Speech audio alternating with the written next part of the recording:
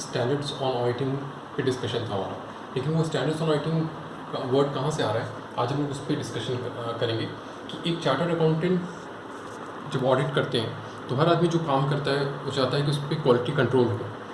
तो chartered accountant जब audit करते हैं तो वो भी चाहते हैं कि हमारे काम की क्वालिटी कंट्रोल हो, और उसके लिए इंस्टीट्यूट ने standards on quality control introduce कर रखा है कि अगर आप ये स्टैंडर्ड्स को फॉलो करते हैं अपने काम के प्रति तो आपका सारा काम विथ क्वालिटेटिव वर्क कहलाएगा।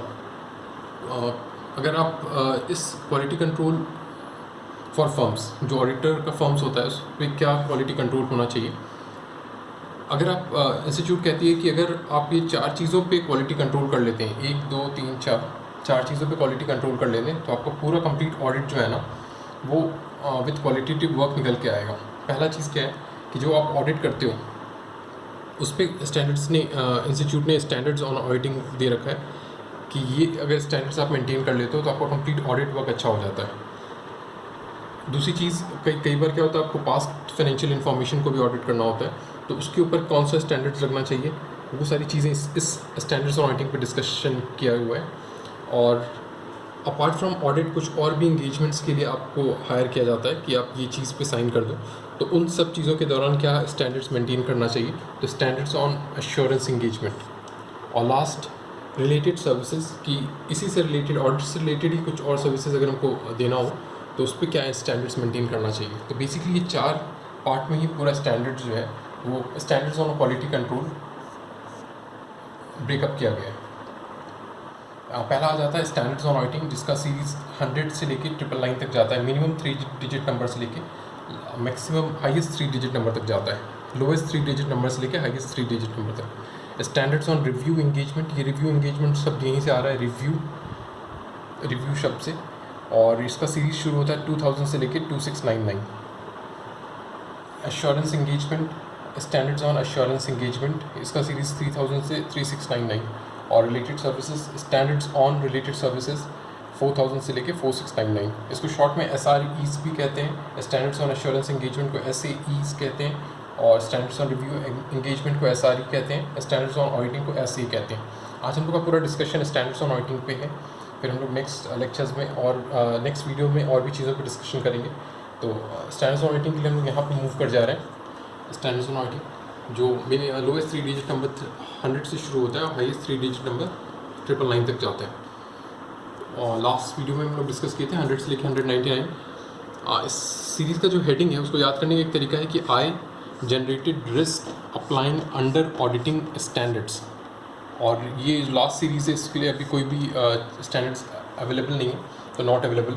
इसका क्या मतलब होता है कि एक ऑडिटर बोलता है कि मैंने रिस्क जनरेट कर लिया है ऑडिटिंग स्टैंडर्ड्स, जो स्टैंडर्ड्स ऑन ऑडिटिंग है उसको कम अप्लाई करके, तो I generated risk applying under auditing standards. अब इस निमोनिक की वजह से हम लोग इस सीरीज़ का जो हेडिंग है वो याद कर सकते हैं। आई से इंट्रोडक्टरी मैटर्स, जनरेटेड से general principles and responsibilities, risk से risk assessment and response to assessed risk, risk assessment and response to assessed risk, इसी को उल्टा कर दिए असेस्ड रिस्क। अप्लाइंग से ऑडिट एविडेंस, ए वर्ड से ऑडिट एविडेंस, अंडर से यू से using work of others, a से audit conclusions and reporting, standard से स्पेशलाइज्ड एरियाज, एस वर्ड्स। तो ये सब हेडिंग है, इसके अंदर स्टैंडर्ड्स ऑन ऑडिटिंग आते हैं with different numbers. Introductory matters में इंस्टीट्यूट को कोई भी चीज़ इंट्रोडक्शन देना होता है तो वो चीज़ इस सीरीज़ के अंदर आ जाता है। जनरल प्रिंसिपल्स एंड रिस्पॉन्सिबिलिटीज़, एक ऑडिटर का क्या सिद्धांत होना चाहिए और क्या जिम्मेदारियाँ होनी चाहिए, उस सारी चीज़ों को इस सीरीज़ के अंदर different numbers of standards on auditing के थ्रू डिस्कस किया गया है। रिस्क जो कि 300 से 499 तक जाता है, ये सीरीज़ जो है वो कंबाइन हो रखा है, 300 से लेके 499 को मर्ज कर दिया गया है। रीज़न क्या है कि 3 तिगाड़ा काम बिगाड़ा, तो इसके साथ एक सीनियर सीरीज़ को मर्ज कर दिया गया ताकि अगर ये कुछ भी गलती करे तो सीनियर सीरीज़ इसको कंट्रोल कर सके। तो 300 से लेके 499 तक इसमें risk assessment and response to, कि ऑडिटर रिस्क को एसेस करता है, भांपता है और उसके ऊपर प्रतिक्रिया देता है कि रिस्पॉन्स टू असेस्ड रिस्क। ए से 500 से लेके 599 तक अप्लाई। ऑडिट एविडेंस, इसमें ऑडिटर एविडेंसेस इकट्ठा करता है ताकि वो ये बता सके कि हमारा जो किसी भी ऑर्गेनाइजेशन का जो फाइनेंशियल स्टेटमेंट जिस पे वो ऑडिट कर रहा है वो ऑडिट वो फाइनेंशियल इन्फॉर्मेशन फाइनेंशियल स्टेटमेंट सही है या नहीं। अगर सही है तो उसके लिए भी एविडेंसेस इकट्ठा करता है, और अगर गलत है तो उसके लिए भी एविडेंसेस इकट्ठा करता है। दोनों परिस्थितियों में एविडेंसेस तो इकट्ठा करना पड़ता है ऑडिटर को। यूजिंग वर्क ऑफ अदर्स, और ऑडिट के दौरान अगर उसको लगता है कि ये इस चीज़ में मेरी एक्सपर्टाइज़ नहीं है और मुझे इसकी मदद लेनी चाहिए किसी और से, जैसे इंजीनियर्स की मदद लेनी चाहिए वैल्यूएशन वर्क के लिए, या किसी और चीज़ के आर्किटेक्ट की मदद लेनी चाहिए, तो वो यूजिंग वर्क ऑफ अदर्स भी ले सकता है।